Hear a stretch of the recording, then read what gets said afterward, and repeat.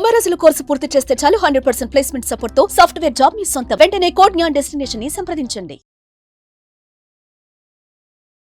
నమస్కారం సార్. నమస్తే. ఒక మనిషి ఎన్ని రకాలుగా మోసపోతారు సార్. అలా మోసపోయినప్పుడు సందర్భం ఏదైనా కూడా అయ్యో అలా ఎలా అయిపోయానా అన్న ఫీలింగ్ అయితే ఒక మనిషికి అయితే వచ్చేస్తూ ఉంటుంది. దాని నుంచి ఎలా బయటపడాలి? So first important types of మోసాలు, ఎన్ని రకాలుగా మోసాలు జరుగుతున్నాయి అంటే ఇప్పుడైతే నమ్మలేం. ఇంకా అన్ని రకాల డిజిటల్ మోసాలు వల వేసి, అంటే అమ్మాయిల రూపంలోనూ డబ్బు రూపంలోనూ మనని ఆశ చూపి వల వేసి మోసం చేస్తున్నారు.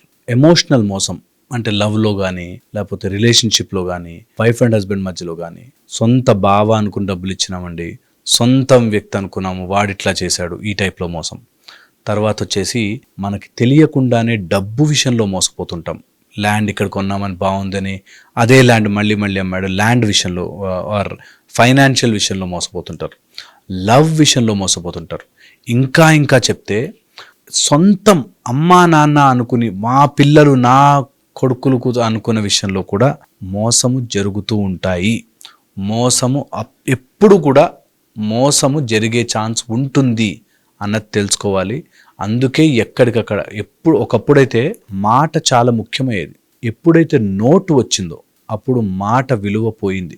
మాట విలువ పోయింది కాబట్టి ఎవరిని నమ్మే రోజులు కావు.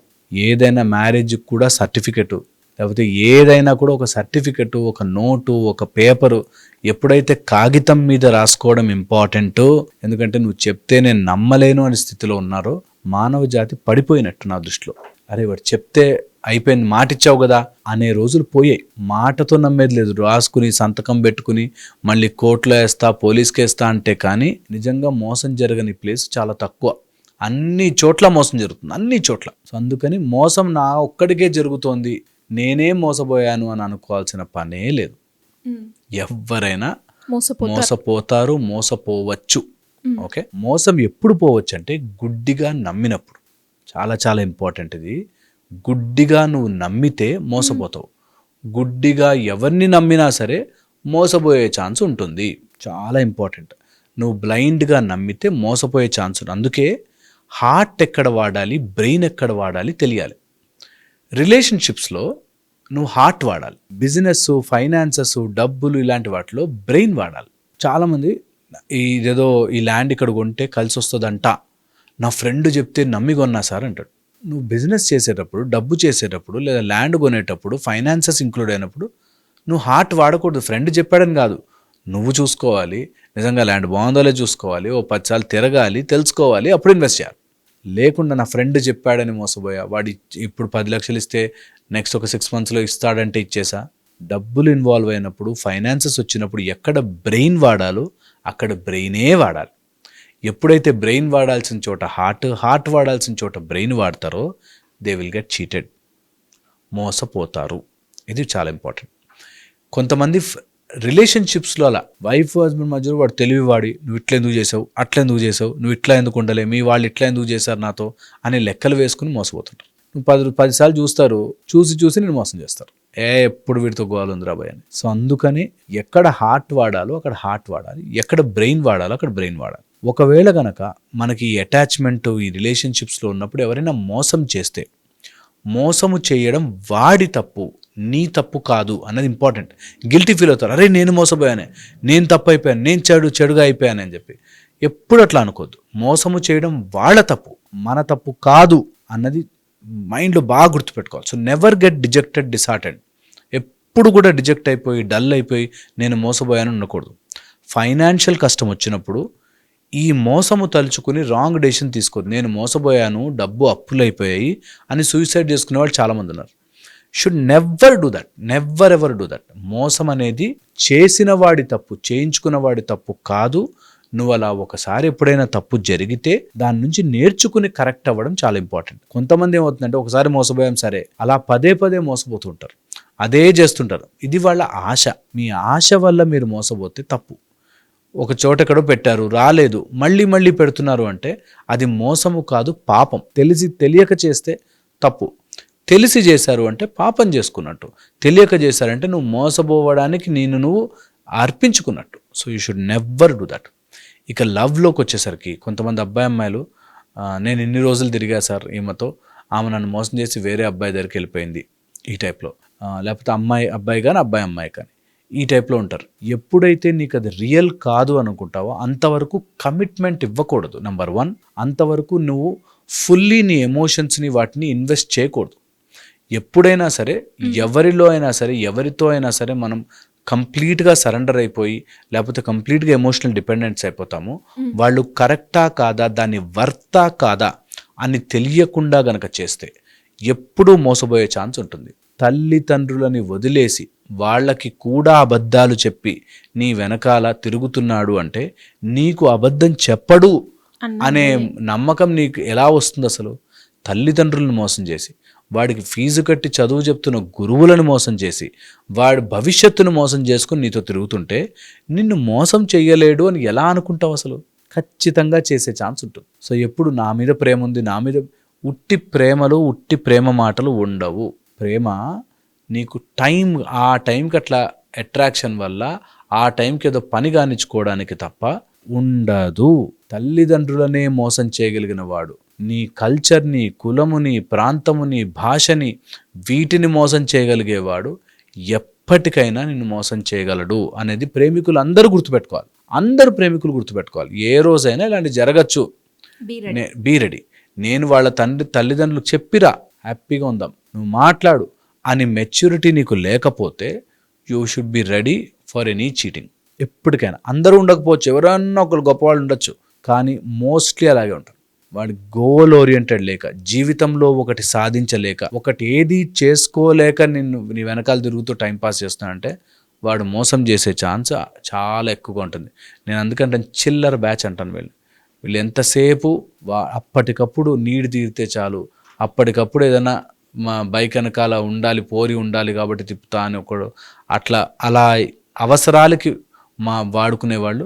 వాళ్ళు అది ఎప్పుడు ప్రేమ కాదు. ప్రేమ అనే మాట అంతే, ప్రేమ కానే కాదు. You should never do that, never allow such things. ఇది ఒక ఏజ్ వచ్చాక అట్రాక్షన్ వల్ల, ఆ థాట్ ప్రాసెస్ వల్ల వస్తుంది కాబట్టి అప్పుడు అర్థం చేసుకోవాలి. అలాంటప్పుడే ఎప్పుడైనా ఏదైనా తప్పు చేస్తున్నప్పుడే మనం ఒక నిమిషం ఆగి అనుకోవాలి దట్ ఈ ఏజ్లో అందరికీ అట్రాక్షన్ వస్తుంది, ఈ ఏజ్లో అందరూ లవ్ అని తిరుగుతారు, ఈ ఏజ్లో అందరికీ ఏదో ఒకటి ఉంటుంది. ఈ టైంలో నేను ఇలాంటి పని చేయకుండా నా జీవితాన్ని బెటర్ ఎలా చేసుకోవచ్చు? ఇట్స్ సో వెరీ ప్రెషియస్, చాలా చాలా ఇంపార్టెంట్.